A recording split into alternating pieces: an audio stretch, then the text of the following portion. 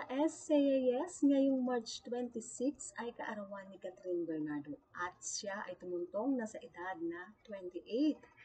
Marami ang naghihintay kung anong move ang gagawin ng kanyang ex na si Daniel Padilla ngayong kaarawan ni Catherine.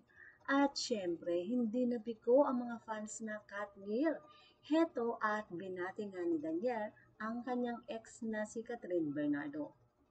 Gamit ang kanyang IG story ay nag-post si Daniel ng larawan ni Catherine na karga ang pet nito. Itong larawan na ito ay ang larawan na ipinost ni Daniel nang sila ni Catherine ay maghiwalay. Ngayong kaarawan ni Catherine, ito din ang kanyang ginamit upang batiin ang kanyang ex.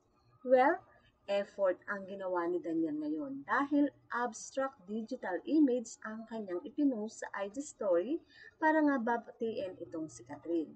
Mapapaisip ka kung ano pa ang ibang mensahe na nais nang ipahiwatig sa nasabing abstract image.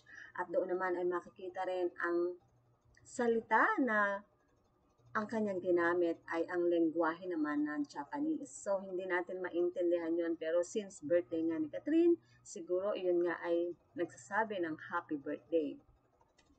Well, marami nga ang natuwang mga fans dahil sa nakita nila kung ano ang effort na ginawa ni Daniel para nga ipahiwatig ang kanyang pag-iisip din na ngayon nga ay kaarawan nitong si Catherine. So mga ka-SCAS, ano ang masasabi nyo? Well, put your comment down below. At syempre, huwag kakalimutang mag-like, share, and subscribe.